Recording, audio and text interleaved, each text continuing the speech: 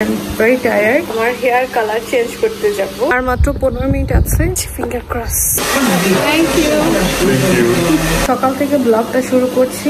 এখন বাজে ঘড়িতে 9টা। সো গুড মর্নিং, আসসালামু আলাইকুম সবাইকে। আশা করি সবাই ভালো আছেন। আমার চোখ দেখে বোঝা যাচ্ছে যে I am very tired because yesterday night আমি 8 ঘন্টা ঘুমিয়েছি, বাট এর আগের 2-3 দিন আমার ঘুম ভালো হয়নি। আজকের ব্লগটি আমি কিছুটা নার্ভাসনেস আর এক্সাইটমেন্ট নিয়ে শুরু করছি। যেহেতু ঘড়িতে এখন 9টা বাজে, আমার রান্না করার সময় এখন না, আরও পরে। প্রায় আমি 11টার দিকে রান্নাবান্না করি, 12টার মধ্যে শেষ করে ফেলি। তারপর 12টা থেকে 1টার মধ্যে আমাদের বাচ্চা প্লাস আমাদের লাঞ্চ করা কমপ্লিট হয়ে যায়। তো আমি আজকে তাড়াতাড়ি রান্না করার রিজনটা হচ্ছে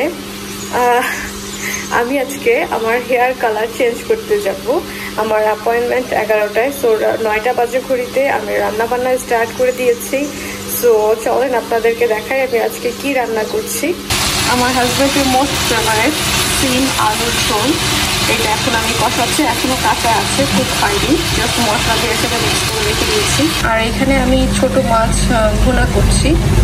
এটা হচ্ছে পর্তুগিজ ছোট মাছ। আমি জানি না এই মাছটার নাম কি, বাট খেতে অনেক বেশি মজা। মাছটা আমি ভাজিনি, জাস্ট আমি মেখে তারপরে বসিয়ে দিয়েছি। ঝটপট রান্না বান্না শেষ করে বাচ্চাদেরকে ঘুম থেকে উঠিয়ে তাদেরকে ব্রেকফাস্ট করিয়ে তারপর আমি চলে যাব আমার স্যালনে, বিকজ আমার অ্যাপয়েন্টমেন্ট নেওয়া আছে 11টায়। সো 11টার আগেই আমাকে সব কাজ শেষ করে রেডি হয়ে চলে যেতে হবে। So I am very much excited plus nervous. তো আই হোপ আমি যে কালারটা করতে যাচ্ছি সেই কালার আমার চুলে ভালো লাগবে। অ্যাকচুয়ালি আমি অলরেডি হেয়ার কালার করা আছে আমার চুলে, বাট তারপরও আমি নতুন করে কালার করছি বিকজ অফ রিফ্রেশমেন্ট।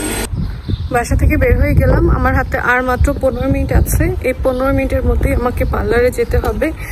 ঘরের সব কাজ করে বাচ্চাদেরকে ব্রেকফাস্ট করিয়ে বের হলাম হাজবেন্ডের কাছে বাচ্চাদের রেখে। সো আমি স্টিল নার্ভাস, আমি জানি না যে আমাকে কেমন লাগবে। আই হোপ ভালোই লাগবে। আর তারা বললো যে আমি যে কালারটা করতে চাচ্ছি সেটা আপনাদের এখন বলবো না, অবভিয়াসলি ভিডিওর শেষেই দেখবেন।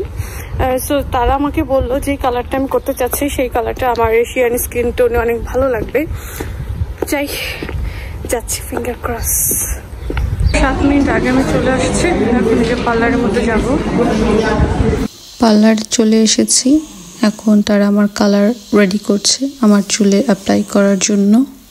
চুলে যখন আমার নতুন কালার অ্যাপ্লাই করছিল তখন সারাক্ষণ আমার মনের মধ্যে আমার প্রিভিয়াস যে কালারটা চুলে ছিল সেই কালারটাকে আমি মিস করছিলাম, প্লাস টেনশন করছিলাম যে নতুন যে কালার করব সেই কালারটা বর্তমান যে কালারটা ছিল সেই কালারের চাইতে বেশি সুন্দর হবে কিনা, আমাকে মানাবে কিনা, আমি রাইট ডিসিশন নিয়েছি কিনা, এই কনফিউশনগুলো, এই কোয়েশ্চেনগুলো আমার মাথায় ঘুরছিল। কালার অ্যাপ্লাই করার পর 30 মিনিট ওয়েট করছিলাম আমি। Just see the result, just wow. Thank you. So আমার হেয়ার কালার শেষ, আলহামদুলিল্লাহ, finished. I am super super super happy আমি আমার লুক নিয়ে। আপনাদের কেমন লেগেছে জানাবেন, আশা করছি ভালোই লাগছে। এসে দেখে রিহান মিনহা আমার জন্য 3 বছর ওয়েট করতেছে। রিহানের জন্য আমি একটা ওয়াটারমেলন আইসক্রিম কিনে নিয়ে আসছি। এখন মিনহাকে কি খাওয়াবো, চুল কালার করা উপলক্ষে মিনহাকে এখন ইয়োগার্ট খাওয়াবো। তো আজকের জন্য এইটুকুই। সবাই ভালো থাকবেন, সুস্থ থাকবেন। ইনশাআল্লাহ নতুন করে নতুনভাবে নতুন ভিডিওতে আবার দেখা হবে। আল্লাহ হাফেজ।